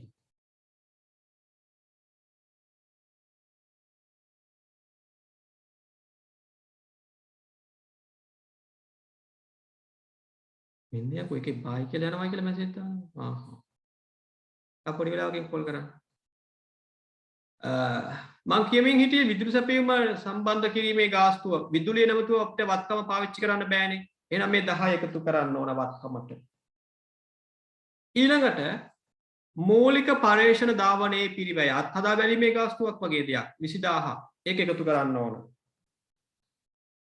ඊළඟට භාණ්ඩයේ ගුණාත්මකභාවය පිළිබඳව ප්‍රචාරණ වියදම්. ප්‍රචාරණ වියදම් ගන්න බෑ. ඒක වත්කමේ පිරිවැයට එකතු කරන්නේ නැහැ. යන්ත්‍රය භාවිත කිරීම ආරම්භ කිරීමට අනුමැතිය ලබා ගැනීම සඳහා ගෙවූ බලපත්‍ර ගාස්තුව. ඇතැම් වත්කම් දැන් මෝටර රථයක් ගන්න. මෝටර රථයක් භාවිත කිරීමට පෙර අනිවාර්යයෙන්ම ලියාපදිංචි කළ යුතුයි. ඒ බලපත්‍ර ගාස්තුව මෝටර රථයේ වටිනාකමට එකතු කරන්න ඉඩ දෙනවා. මොකද ඒ බලපත්‍ර ගාස්තුව නොගෙවා අපිට වත්කම භාවිත කරන්න බැරි නිසා. එහෙනම් බලපත්‍ර ගාස්තුව 30000 එකතු වෙනවා. 40 මොකද්ද? සමාජික යන්ත්‍රයේ භාවිත ආරම්භ කිරීමේ සමාරම්භක උත්සවයේ පිරිවැය වෙන්න ඕන. සමාජික උත්සවයක් කියලා එකක් නැහැ. ඒ 40000 කොහොමත් එකතු කරන්න ඉඩ දෙන්නේ නැහැ. එහෙනම් අපිට එකතු වෙනවා 2220ක්. පිළිතුර අංක 4. ඒ ප්‍රශ්න අංක 19 අපි ජයග්‍රාහී මානසිකත්වයෙන් ජයග්‍රාහී ලීලාවෙන් රෙකෝඩින් දාගෙන පිස්සු කෙලිනවා. හරි මම ආයෙත් යනවා 19 පේපර් එකට 2019 අවුරුද්දේ ප්‍රශ්න අංක 41 සීමිත මානෙල් පොදු සමාගමේ 15/4 දින රුපියල් මිලියන 1කට යන්ත්‍රයක් මිලදී ගන්නා ලදී. මෙදිනට එහි ඵලදායී ජීව කාලය සහ සුම්බුන්නගේ පිළිවෙලින් වසර 5ක් සහ රුපියල් ලක්ෂයක් ලෙස ඇස්තමේන්තු කර ඇත.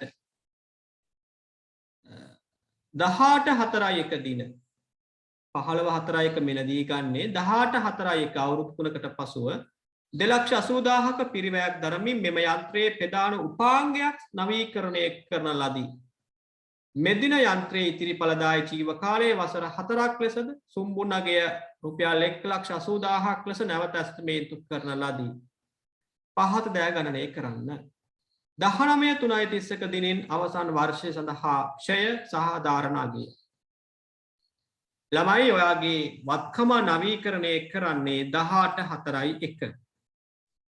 ඔයාගෙන් ඉල්ලනවා ෂර්වීම් 19:03.31කින් අවසන් වර්ෂය වෙනුවෙන්. ඒ කියන්නේ 18:04.1 ඉඳලා 19:03.31 අවුරුද්ද ෂේ ගණනය කරන්න කියනවා. මෙතනදී ඇස්තමේන්තු වෙනස් වීමක් සිදු වෙලා තිබෙනවා. ඉක්මනින් ගණනය කරන්න ෂේ සහ ධාරණාගය. හරි. 19 අවුරුද්ද. ප්‍රශ්න අංකය 21. sorry 41. මානෙන් සමාගම යන්ත්‍රයක් මිලදී ගන්නේ 15:04.1. එය මිලදී ගත්තා මිලියන 1කට අලුත් වැඩි අවක් කරනවා 18:04.1. හරියටම වර්ෂ 3කට පසුව අලුත් වැඩියාව හරහා මේ වත්කමේ ඉතිරි ඵලදායී ජීව කාලයේ වසර 4ක් බවට පත් වෙනවා. කලින් තිබෙන එකේ අවුරුදු 5යි. අවුරුදු 5න් අවුරුදු 3ක් භාවිතා කරනවා. එතකොට එක අවුරුද්දයි ඉතුරු වෙන්නේ. අවුරුදු 5න් 3ක් කරනවා අවුරුදු 2යි ඉතුරු වෙන්නේ. නමුත් මේ අලුත් වැඩියාව හරහා ජීව කාලය වැඩි වෙනවා. ඇස්තමේන්තුවේ වෙනසක් සිදු වෙනවා. එහෙනම් දැන් 18:04.1 සිට වර්ෂය අවසාන වෙනවා 19:03.31. මෙන්න මේ කාලයට අදාළව ඡේ ගණනය කරද්දී අපිට දෙවෙනි සමීකරණයට යන්න වෙනවා. මොකද දෙවෙනි සමීකරණය කියන්නේ ඡේවීම සමානයි වත්කමේ පිරිවැය අඩු කිරීම සුම්බුන් අගය එකතු කිරීම සමුච්චිත ඡේයයි. දැන් මේ සමීකරණයෙන් එන්නේ ඡේ කළ හැකි අගය. අපි විභාගයට හවුවොත් මෙහෙම සමීකරණයක් දීලා පිරිවැය අඩු කිරීම සුම්බුණගේ එකතු කිරීම සමුච්චිත ඡය. මේ ඡය කළ හැකියගේ සම්කරණය කරන සමීකරණයක්ද? ඔව් මේක ඡය කළ හැකියගේ ගණනය කරන සමීකරණයක්. ඇස්තමේන්තු වෙනස් වීමකින් පසුව ඡය කළ හැකියගේ ගණනය කරන්නේ මේ ආකාරයෙන්. මේක බෙදනවා ඵලදායී ජීව කාලය. වත්කමේ පිරිවැය වෙන්නේ මෙදින මෙලදීගත් වටිනාකම වෙන්නේ නැහැ. එයි අලුත් වැඩියාව හරහා මෙයාගේ ජීව කාලය දීර්ඝ වෙනවා. අලුත් වැඩියාව හරහා මෙයාගේ ජීව කාලය දීර්ඝ වෙනවා. ඒ වෙණි අලුත් වැඩියාවේ දම් වත්කමයන්ගෙන් අපි කියනවා ප්‍රාග්තනිත කරනවා කියලා. එහෙනම් වත්කමයන්ගේ එන්නේ 17 අලුත් වැඩියාවේද මේ 280 එකතු කළාම 1280ක් වන්න එකතු වෙනවා. සුම්බුණගේ අලුත් සුම්බුණගේ කීයද? 180ක්. සමුච්චිත ඡේ ප්‍රමාණය අලුත් වැඩියාවට පෙර ඡේ ප්‍රමාණය අපි අඩු කළ යුතුයි. අලුත් වැඩියාවට පෙර මෙන්න මේ කාලය තුල වත්කමේ පිරිවැය ආව කීයක්ද? 1000. ඒ කාලේ අපි 탁සේම් කළ සුම්බුණගේ 100ක්. මේ කාලයේදී අපි හිතාගෙන ඉන්න ජීව කාලය අවුරුදු 5ක්. ඒ අනුව එවැනි වර්ෂ 3ක ඡය මෙන්න සමුච්චිත ඡය ගණනය කරනවා. 1000 පිරිවැය සුම්බුණගේ අඩු කළාම ඡය කළ හැකියගේ එනවා 900ක්. 900 පහෙන් බෙදුවම එනවා අවුරුද්දක ඡය ප්‍රමාණය 180ක්. 180 ව 3ක් එනවා 540ක්. අනේ දා දුක්කයි.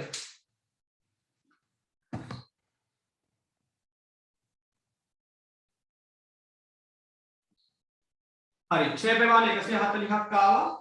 අපි ඊළඟට යනවා ධාරණාගේ ගණනය කරන්න.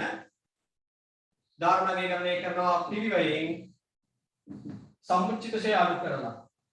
දැන් වත්කමේ පිරිවැය වෙන්නේ අලුත් අගය 1280 සමුච්චිත ඡය වෙන්නේ අවසන් දිනය වන විට 19:03.31 වන විට සමුච්චිත ඡය ප්‍රමාණය එනවා. දැන් පළවෙනි අවුරුදු තුනේ ඡය ප්‍රමාණය ආව කීයක්ද? 540ක්. පළවෙනි අවුරුදු තුනේ මේ අවුරුද්දේ ඡය ප්‍රමාණය ආවා 140ක්.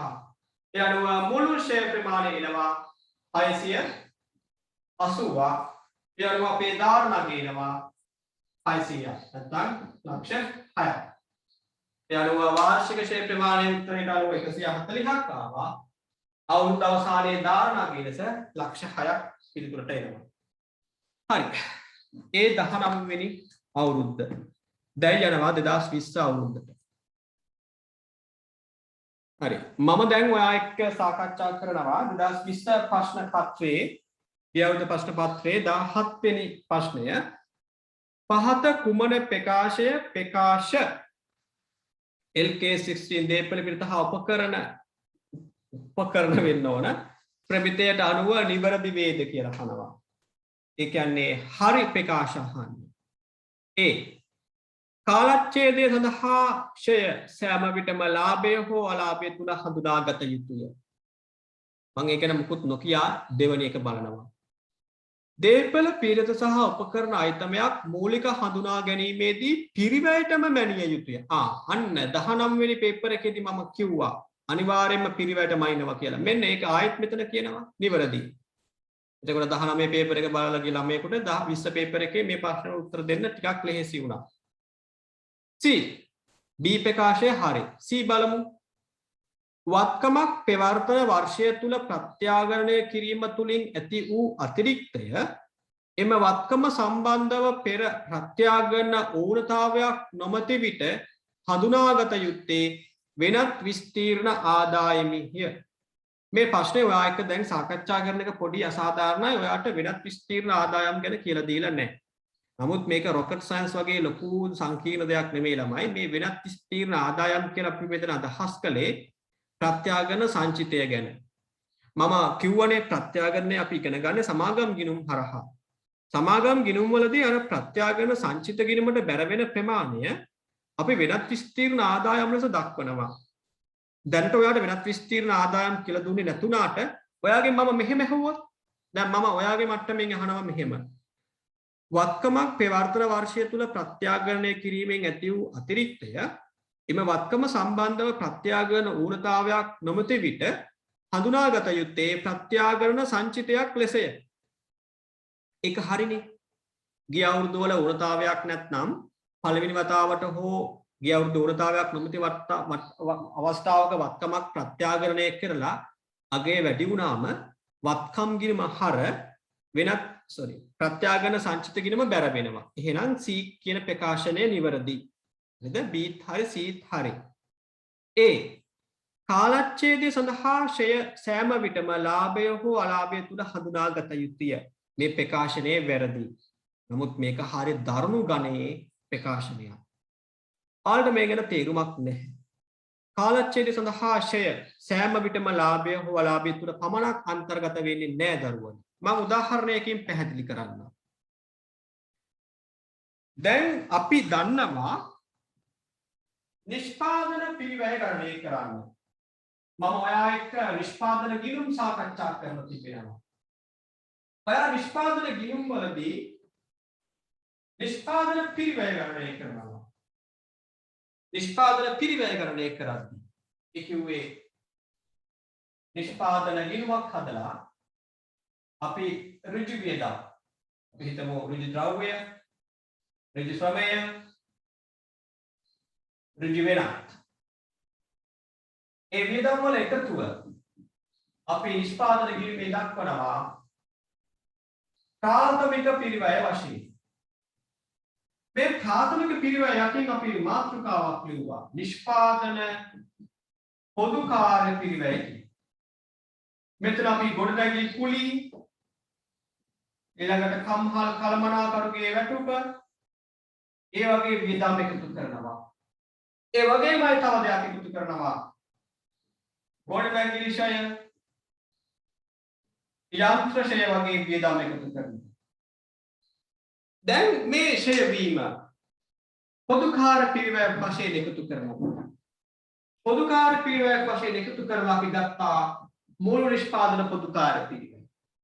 ප්‍රාථමික පිරිවැයට මුළු නිෂ්පාදන පොදුකාර පිරිවැය එකතු කළාම මුළු අගයන අපි කියනවා මොකද්ද? නිෂ්පාදන පිරිවැය කියනවා. නිෂ්පාදන පිරිවැය. ළමයි වර්ෂයක් තුල එක අවුරුද්දක් තුල අපි දරන ලද සමස්ත නිෂ්පාදන පිරිවැය වියදමක් වෙන්නේ නැහැ. ඒ කොහොමද එහෙම කියන්නේ? මම යෝජනා කරනවා මෙහෙම. මම මේ නිෂ්පාදන ගිණුම හදාන්නේ 2020 වර්ෂය වෙනුවෙන්.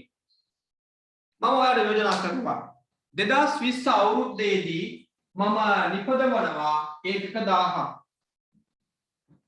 මම 2020 අවුරුද්දේ මේ ගියදා ධර්මයෙන් ඒකක 1000ක් නිපදවනවා.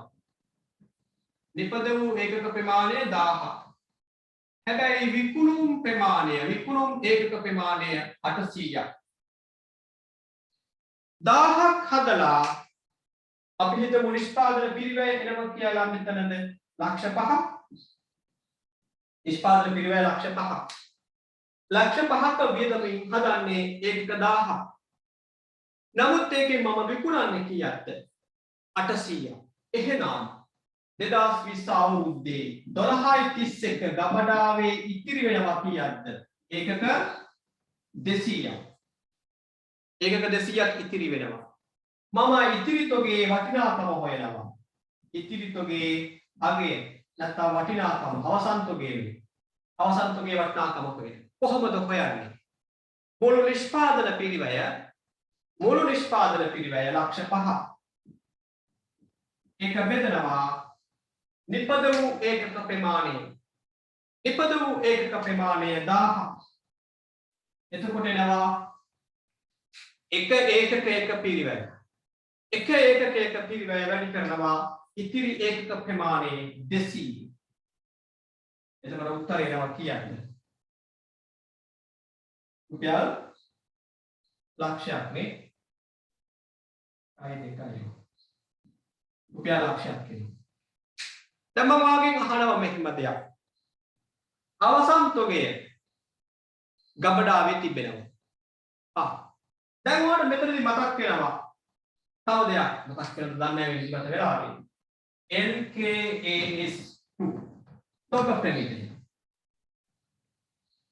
පාඩ මතක් කරලා දෙන්න ඕන මම ගිණුම් කරන ප්‍රමිතාංක දෙක තොග ප්‍රමිතියට අනුව තොග වර්ග තියෙනවා 3ක්. මොනවද තොග වර්ග 3? නිමි, නොනිමි, අමුද්‍රව්‍ය. අපේ ගබඩාවේ තිබෙනවා අපි නිපද වූ ඒකක 1000න් ඉතිරි වෙලා ඒකක 200ක්. අපි නිපද වූ භාණ්ඩ වලින් ඒකක 200ක් ඉතිරි වෙලා ඒක අපි සලකනවා තොග ප්‍රමිතියට අනුව නිමි තොගයක් කියලා. නිමි තොගයක් කියන්නේ ප්‍රමිතාංක දෙකට අනුව අපට වත්කම. ඒ වත්කම ඇතුලේ ඒ වත්කමේ වටිනාකම ලක්ෂ 1ක්. ඒ වත්කම ඇතුලේ තියෙනවා මොනවද? ෂෙල්. අර නින්දයන්නේ. අර වත්කම ඇතුලේ තියෙනවා මේ ලක්ෂයක වටිනාකම ඇතුලේ තියෙනවා නිෂ්පාදන පිරිවේ අන්තර්ගත වූ ෂෙල්. එහෙනම් අපේ මේ වත්කම් ෂේ කිරීමෙන් හටගත් ප්‍රමාණය හැම විටම වියදමක් බවට පත් වුණාද? නැහැ. එක වත්කමක ෂේ වීම තවත් වත්කමක අංගයක් බවට පත් වෙන්න පුළුවන්. ප්‍රමිතිය කියනවා සෑම විටම ෂේ වීම වියදමක් වෙන්නේ නැහැ. එක අවස්ථාවක වත්කම් ෂේ වීම ඒ ෂේ වීමේ කොටසක් තවත් වත්කමක වටිනාකම වැඩි වීමේ හේතුවක් බවට පත් වුණා. ඒ අනුව ඔය පළවෙනි ප්‍රකාශනයේ වැරදි. හැබැයි ඒක ටිකක් සංකීර්ණ වැඩි. හරි. තේරුණාද මන්ද? හරි. ඒ අනුව ළමයි මගේ පැහැදිලි කිරීමට අනුව ඒ ප්‍රකාශනය වැරදි. B හරි C හරි යනුව ප්‍රශ්නාංක 17 නිවැරදි වෙන්නේ B හා C පමණයි. ඒ අනුව උත්තරේ වෙන්නේ 17 වෙනි ප්‍රශ්නේ උත්තරේ වෙන්නේ අංක 4. අපි දැන් යනවා 20ට. 20 අවුරුද්දේ ප්‍රශ්නාංක 20. ලක්ෂ 25 ලක්ෂයකට යන්ත්‍රයක් ගන්නවා. අපෙන් අහන්නේ වත්කමේ වටිනාකම ඉක්මනින් වෙක් කරමු. වැඩබිම සකස් කිරීමේ පිරිවැය එකතු කරනවා. ලක්ෂ 2 එකතු දැන් 2500යි ගණුම් මිල 2500 එකතු වෙනවා 200. සවි කිරීමේ පිරිවැය එකතු වෙනවා. ගිනි රක්ෂණය ඒක අයබාර වියදමක්. ගිනි රක්ෂණය එකතු වෙන්නේ නැහැ. මූලික පරීක්ෂණයේ දාවන වියදම එකතු වෙනවා. මූලික පරීක්ෂණයේදී නිෂ්පාදනය කළ ආයතම විකිණීමෙන් ලද ශුද්ධ ආදායම 50 අර වියදම් වලින් අඩු කරන්න. එතෙන්දී උත්තරයක් එන්න ඕන බලන්න කැල්කියුලේටර් එක අරගෙන මගේ කැල් එකේ සෙටින්ග්ස් වෙනස් කරනවා. 2500ට එකතු කරන්න සකස් කිරීමේ පිරිවැය 200 එකතු කරන්න සවි කිරීමේ පිරිවැය 350 ගිනි රක්ෂණ එකතු කරන්නේ නැහැ දාවන පිරිවැය 250 එකතු කළා මෙනම 3300 නමුත් අර අයිතම විකිණීමෙන් ලැබෙන ආදායම 50 අඩු කළාම පිරිවැය එනවා 3250 ඒ අනුව 20ට උත්තරයේ අංකය වෙන්නේ 2 ප්‍රශ්නාංක 21 ප්‍රශ්නාංක 21 17.4.1 සීමිත සුරංග පොදු සමාගම ලක්ෂ 80කට යන්ත්‍රයක් මිල ගන්නා ලදී පාලදාය ජීවකාලය සුම්බුන්නගේ අවුරුදු 8ක් හා 1600ක් විය 19.4.1 17 ගන්නේ 19.4.1 හරියටම අවුරුදු දෙකකට පසු වත්කමේ පළදාය ජීවකාලය සහ සුම්බුන්නගේ නැවත ඇස්තමේන්තු කරනවා නව ඇස්තමේන්තුවට අනුව ඉතිරි පළදාය ජීවකාලය සහ සුම්බුන්නගේ වසර 4ක් සහ මිලියන 1ක් විය 16 ප්‍රමිතයට අනුව 23.31 දිනින් අවසන් වර්ෂයේ ෂය කොපමණද හරි ඉක්මනින් ගණනය කරන්න හරි ළමයි බලන්න 2020 ප්‍රශ්න පත්‍රයේ ප්‍රශ්නාංක 21ට අනුව යන්ත්‍රය මිලදී ගන්නේ 17 අවුරුද්දේ 4.1 8000කට. එදින තක්සේරු කළ ජීවකාලය අවුරුදු 8ක්. එදින තක්සේරු කළ සුම්බුණගය 1600ක්. නමුත් මේ ආයතනය 19.4.1 තීරණය කරනවා එතෙන් සිට අවුරුදු 4ක් භාවිතා කරන්න පුළුවන්.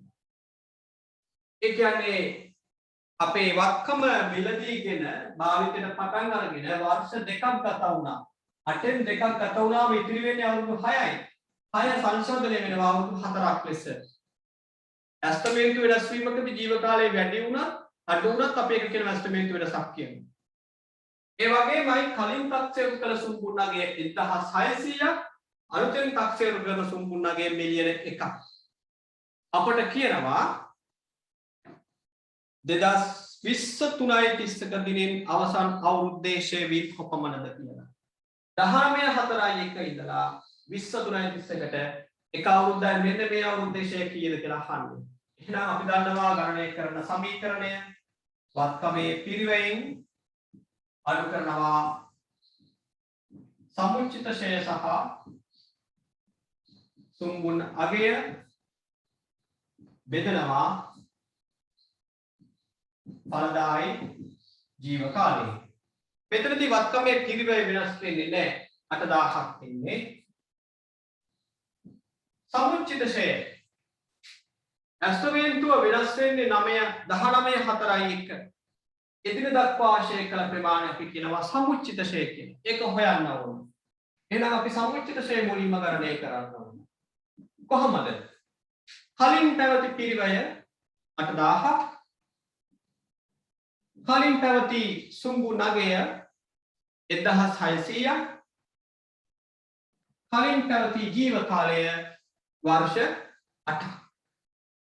ඔන්න එක අවුරුද්දක ෂය එනවා. අර උඩ සමීකරණයෙන් එන්නේ එක අවුරුද්දක ෂය.